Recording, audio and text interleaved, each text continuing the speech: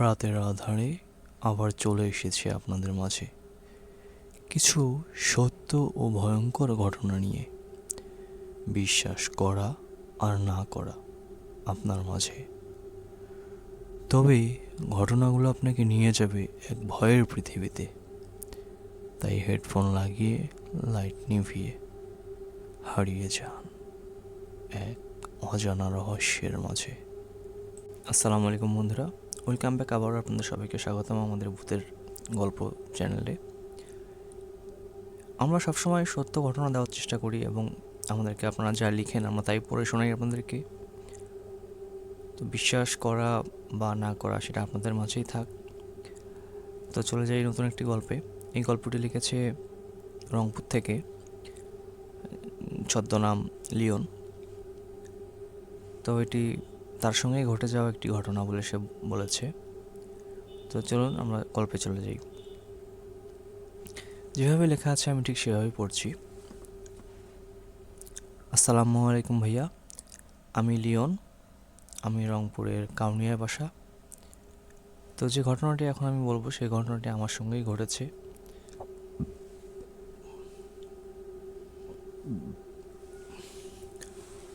ঘটনাটি ঘটেছে আজকে থেকে প্রায় 7 বছর আগে। বর্ষার সময় তখন আমি মাছ ধরতে যেতাম আমার বড় ভাইয়ের সঙ্গে। তো সেরকম একদিন মাছ ধরতে যাই এবং সেদিন আমার বড় ভাই আমার আগেই চলে যায়। আমাদের বাসা থেকে পূর্ব দিকে প্রায় 1 কিলোমিটার দূরে একটি অনেক বড় বিল রয়েছে, যে বিলটির নাম হচ্ছে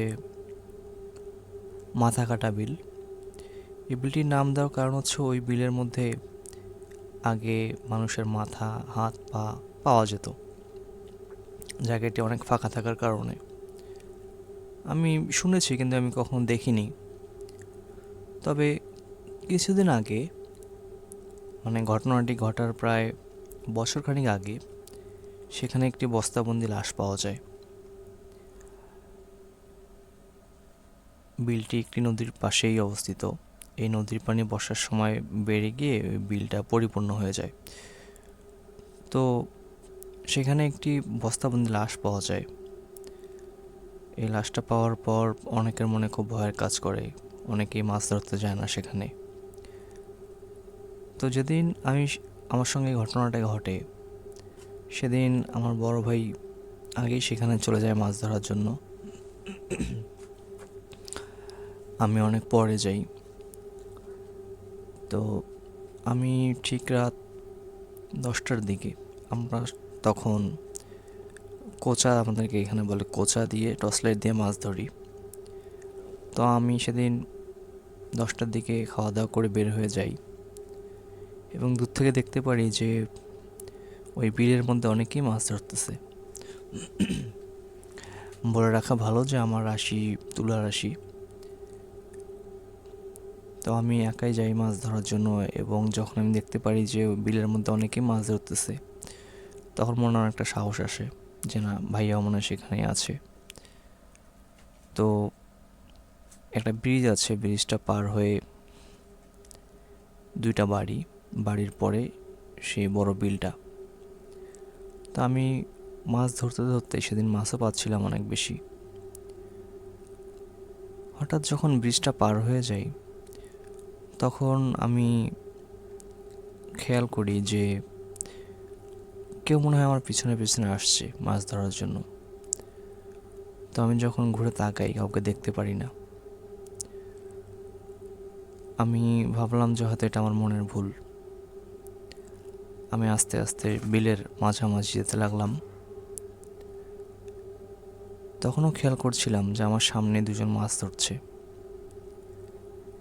তো আমি কিছু মাছ পেলাম এবং একটি বড় মাছ বারবার আমার সামন দিয়ে বেশি পানির দিকে দৌড়ে যাচ্ছে, কিন্তু আমি কোনোভাবেই সেটাকে মারতে পারছি না কোচা দিয়ে।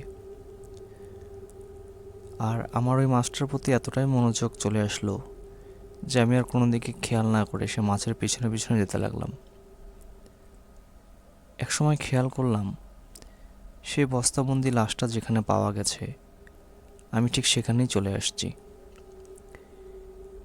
এবং আমার কেন জানি মনে হলো যে আমার পিছনে কে যেন দাঁড়াইয়ে আছে।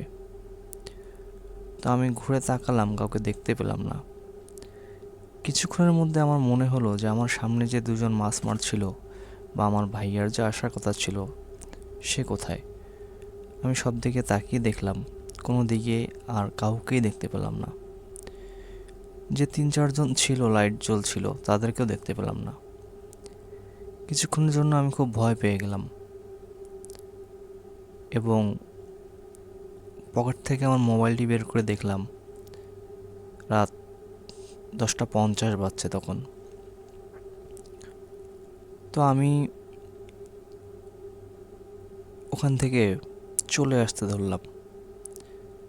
চলে আসার সময় আমি খেয়াল করলাম যে আমি যেদিকেই যাচ্ছি পানি শুধু বাড়তেছে, কোনো দিকে কম পানি নেই, সব দিকেই খুব বেশি পানি এবং আমার সম্পূর্ণ শরীরটা খুব ভারী হয়ে গেল।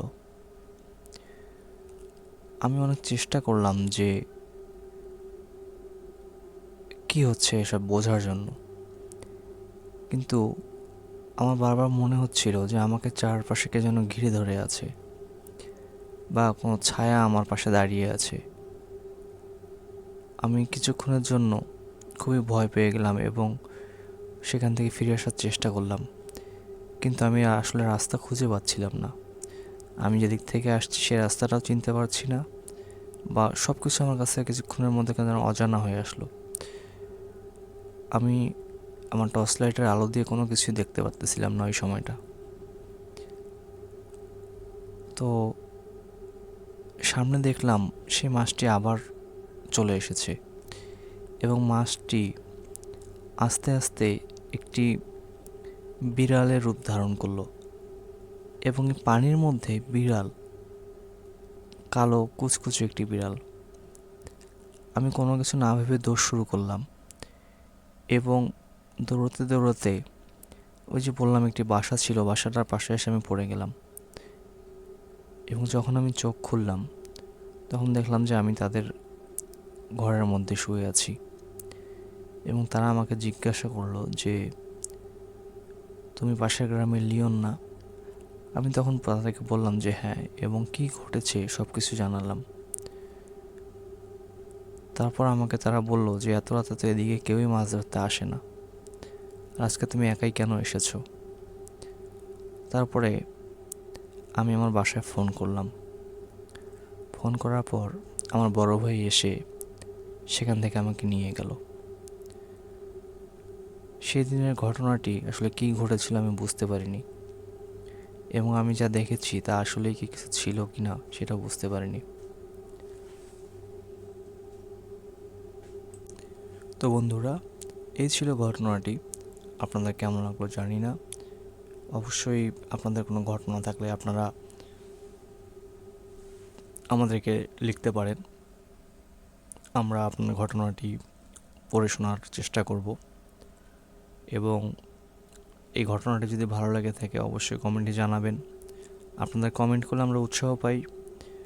এই জন্য আপনাদের কোনো মতামত থাকলে কিংবা যদি কোনো গল্প থাকে অবশ্যই আমাদেরকে লিখে পাঠাবেন এবং আমার চ্যানেলে যারা নতুন এসেছেন অবশ্যই চ্যানেলটিকে সাবস্ক্রাইব করে দিবেন, একটি লাইক করে দিবেন।